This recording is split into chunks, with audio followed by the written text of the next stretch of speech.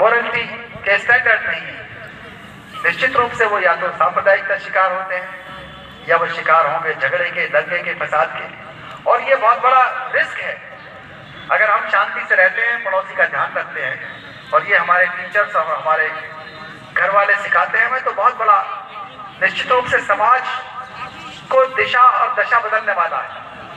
आप ये सोचें पुलिस समाज को ठीक करेगी, पुलिस तो जेल दिखाती है, ये तो एक नेगेटिव चीज हुई ना। समाज की दशा कौन बदलेगा? समाज की दशा टीचर्स बदलेंगे, दिशा दिखाती है पुलिस। कानून से दशा नहीं बदलेगी, कानून तो बता देगा। SC/ST एक्ट में अगर आपने अपराध किया तो आप जेल जाओगे। 126 केस SC/ST एक्ट के रोज लिखे जाते हैं, जिसमें 126 में से 10-5 शेड्यूल कास्ट के लोग मर गए और कुछ लोग अस्पताल में भर्ती हैं, 500 लोग जेल जा रहे हैं। जो लोग जेल जा रहे हैं वो भी केरल नहीं है, ये आपको अपने क्लास में बतानी है, अपने स्कूल के अंदर बतानी है। उन्हें भी कुछ मिलने वाला नहीं है, उनका भी नुकसान है। तो अपने क्लास के अंदर बताइए, एक मुकदमा कायम होने के बाद आपके विद्यार्थी की सरकारी नौकरी कभी नहीं लगेगी, उसका पासपोर्ट नहीं बनेगा, उसको सरकारी ठेका नहीं मिलेगा, उसका शस्त्र लाइसेंस नहीं बनेगा। और हो सकता है शादी वादी वाले आए तो वो भी वापस चले जाएं। इसके खिलाफ तो मुकदमा बेचारे सलमान खान के, उसकी शादी होना मुश्किल हो रही है, मुकदमे चल रहे हैं। तो इतने बड़ी चीजें, बहुत आसान चीजों से आपकी विश्वसनीयता नहीं जानते आप कितनी ज्यादा विश्वसनीयता है। समाज कितना ही भी कुछ कहे टीचर्स में ये कमी है, टीचर्स को पैसा ना दे, तनख्वाह ना मिले, लेकिन जो विश्वसनीयता टीचर की है वो किसी दूसरी संस्था की नहीं। मैं COCP रामपुर था, मेरी बेटी घर पे आई, बोली कि पापा हमारे टीचर बता रहे थे कि हमारे रामपुर में बच्चे उठाने वाले गैंग घूम रहे हैं। तो मैंने कहा नहीं बेटा, मैं COCP हूँ और ऐसा कुछ नहीं है, अफवाह है। मेरी बेटी बोली आपको कुछ नहीं पता, हमारी मैम बता रही थी। मैं PhD DLED किए हुए लेकिन पुलिस अधिकारी हूँ, मेरी विश्वसनीयता मेरी बेटी की नजर में 0। और एक अफवाह उसके टीचर ने बताई कि रामपुर में बच्चा चोरों का गैंग घूम रहा है, उसको लगा, उसने बताया कि पापा आपको कुछ नहीं आता, मेरी मैम बोल रही थी। तो ये विश्वसनीयता किसी के ऊपर है तो समाज को आप रातों रात बदल सकते हैं। आपकी पेरेंट्स टीचर मीटिंग होती है, PTM करते हैं, और आपने देखा होगा कि हाई स्कूल इंटर का जब रिजल्ट आता है, शायद मार्च-अप्रैल में आता है, तो उन दिनों सुसाइड का रेट बढ़ जाता है। लखनऊ में जब मैं CO हजरतगंज था, आपने देखा होगा पहले वहां पर जो नदी है गोमती पर रेलिंग नहीं लगी हुई थी, देखा आपने?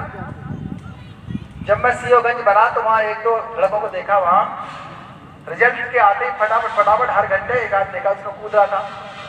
तो उसमें मैंने वो रेलिंग लगवा दी सरकार से कह करके, और फिर वहां सुसाइड होनी बंद हो गई। इस सुसाइड का कारण क्या है आखिर? इस सुसाइड का कारण है परफेक्शनिज्म। हम अपने बच्चे को परफेक्शन देना चाहते हैं, हम अपने शिष्य में परफेक्शन देखना चाहते हैं, टीचर भी और परिवार के लोग। इससे समाज का बहुत बड़ा अहित होता है और आत्महत्याएं करते हैं बच्चे। मेरे बेटे को एक दिन नींद नहीं आ रही थी रात में, बोले पापा कल को मेरा एग्जाम है सुबह को, मुझे नींद नहीं आ रही। मैंने नींद क्यों नहीं आ रही बताओ, कारण बताओ।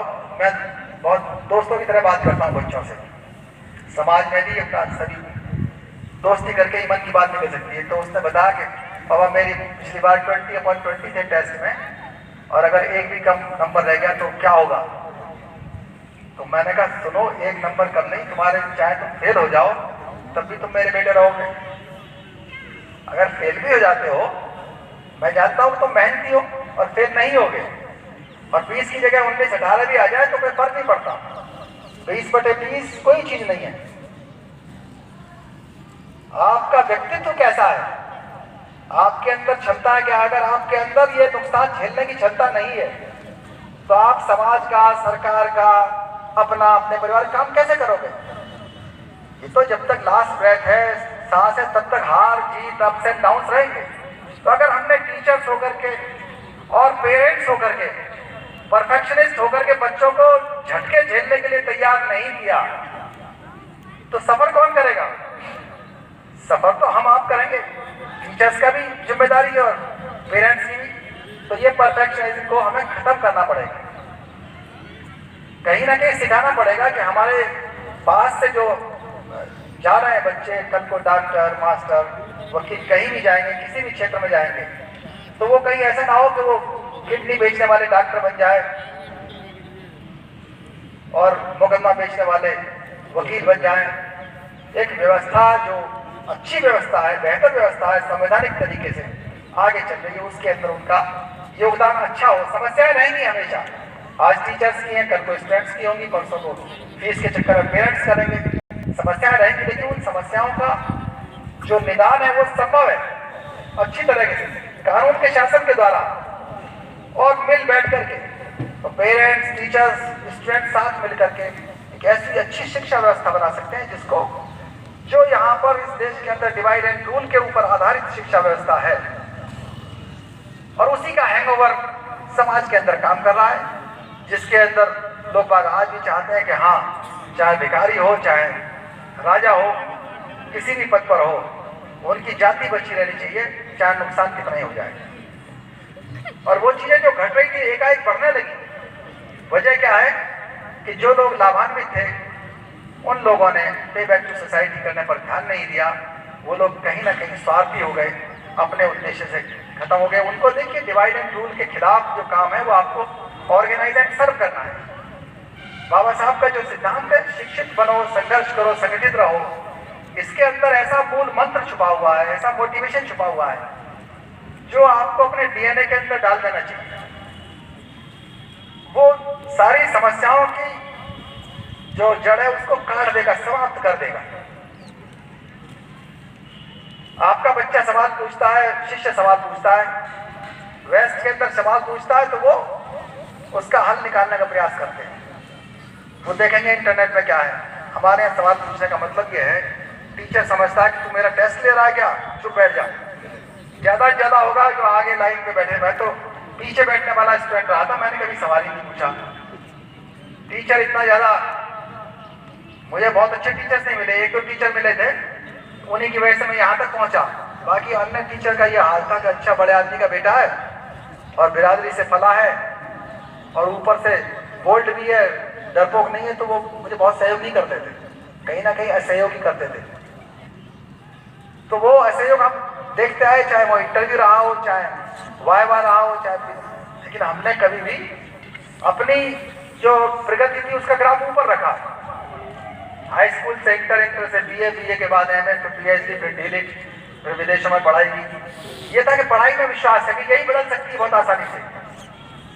हमारी लाइफ अगर बैलेंस नहीं है, अभी हमारे साथ ही कमलेश भाई आए थे साथ में, तो वो एक दो लोगों को हड़का रहे थे उससे, तो मैंने उनको समझाया, मैंने ये अप्स एंड डाउन्स, ये हड़काने का काम चलता रहेगा, लेकिन अपने शरीर को अगर हेल्थ एजुकेशन के बारे में आपने नहीं पढ़ा, अपनी लाइफ को बैलेंस नहीं रखा, तो निश्चित रूप से आप अपने आप को सजा दे रहे हो। तो हमारा समाज अपने आप को सजा दे रहा है। अगर समाज कमजोर ना होता, डिवाइड एंड रूल के ऊपर ना होता, इस समाज ने अगर बुद्ध की बात मान ली होती, अल्बरूनी की मान ली होती। अल्बरूनी बहुत पहले कहा कि इस समाज के अंदर बहुत बड़ा एथनोसेंट्रिज्म है। एथनोसेंट्रिज्म क्या चीज है? सोशियोलॉजी और एंथ्रोपोलॉजी की टर्म है ये, कि जब आपको लगने लगे कि मैं और मेरी संस्कृति और मेरी परंपरा ये बेस्ट है, ये आदर्श है, और दूसरों की, दूसरे देशों की आप हंसी उड़ाते हैं, दूसरे धर्मों की हंसी उड़ाते हैं और ये कहते कहना ये इनमें बहुत कमियां हैं और हमारी जो परंपराएं वो अच्छी परंपराएं हैं, ये सबको अपना लेनी चाहिए। तो ये भावना एथनोसेंट्रिज्म की समाज को कमजोर करती है, डिवाइड एंड रूल को सक्सेसफुल बनाती है। आपका काम है कि ऑर्गेनाइज एंड सर्व वाला करिए, शिक्षित बनो, संगठित बनो। निश्चित रूप से संघर्ष रहेगा, आगे भी रहेगा, उसको आपको लगातार दिशा देनी है और उसकी दशा बदलते हुए चलना है। क्वेश्चन करना सिखाओ अपने बच्चों को, अपने शिष्यों को, करो सवाल। लोग ओनली आंसर्स आर स्टूपिड। सिर्फ उत्तर स्टूपिड हो सकते हैं। पहले दिन ही जाके बता दीजिए भाई हमारा शिष्य वो जो शिष्य 33% जीना चाहता है या पूरा 100% जीना चाहता है तो मैं उसकी 3 शर्तें बताता हूं। अगर अंग्रेजी नहीं बोल पाता, लिख पाता, समझ पाता तो 33% मृत आदमी के समान है। वो चाहे किसी भी विषय का प्रोफेसर हो। ऐसा नहीं है कि और विषय बेकार है, और विषय भी पढ़िए, लेकिन साइंस, टेक्नोलॉजी, इंजीनियरिंग, मैथमेटिक्स, अंग्रेजी और कानून, ये आपकी आवश्यकता है। इनको जरूर पढ़िए, भले इनकी डिग्री ना हो। तो जो अंग्रेजी जानता है वो 33% ज्यादा लाइफ है, या फिर जो नहीं जानता वो 33% मृत के समान है। और जो आज ऑनलाइन नहीं रहता, बिल गेट्स तो कहते हैं कि वो 100% मरा हुआ है, लेकिन 33% हम उसको कहते हैं कि हाँ 33% और मरा हुआ है। और जिसके अंदर ड्राइविंग स्किल्स नहीं है वो 33% और मर गया। बचा कितना? 1% बचा ना। 1% वो ना तो किसी के बुलाने पे जा पाएगा, ना किसी के पास जा पाएगा, ना आ पाएगा, ना बुला पाएगा, ना किसी का इलाज करा पाएगा। रात को 2 बजे दिक्कत हो जाए तो वो अपनी गाड़ी के टायरों को देखता रहेगा, काश इसे भी चला लेता। पुलिस के अलावा किसी सरकारी अधिकारी के यहाँ गाड़ी नहीं रहती रात को। आप अपने शिष्यों को जाके सिखाइए कि एम्पावरमेंट क्या चीज है। लड़के ही नहीं, लड़कियों को भी बताओ कि बेटा जाओ ड्राइविंग सीखो। ऑनलाइन ज्यादा नहीं तो आधा घंटा तो रहो। नई चीजें कितने भी हो, लेकिन सीखनी होगी, क्रिएटिविटी सीखनी होगी, कोलैबोरेशन सीखना होगा। बहुत बड़ी साइकोलॉजिस्ट है डॉक्टर लॉरा जोना। देर तो नहीं हो रही है? डॉक्टर लॉरा जोना, उन्होंने बच्चों को सिखाने के लिए कहा कि वो हमको सबको सीखना चाहिए, बच्चे हों, बड़े हों, विद्वान कोई भी हो, कि हम मी स्किल्स सीखें। मी स्किल्स का मतलब क्या है? अपने आप को ऑर्गेनाइज करें कि हम कैसे हैं।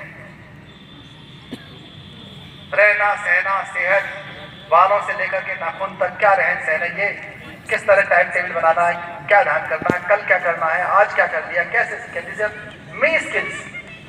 दूसरी स्किल्स है बी स्किल्स। हम कैसे काम करें एम्पैथी के साथ, ये हमारे साथ हो जाए तो कैसा होगा, टीम के अंदर कैसे काम करेंगे, क्या रिजल्ट होगा।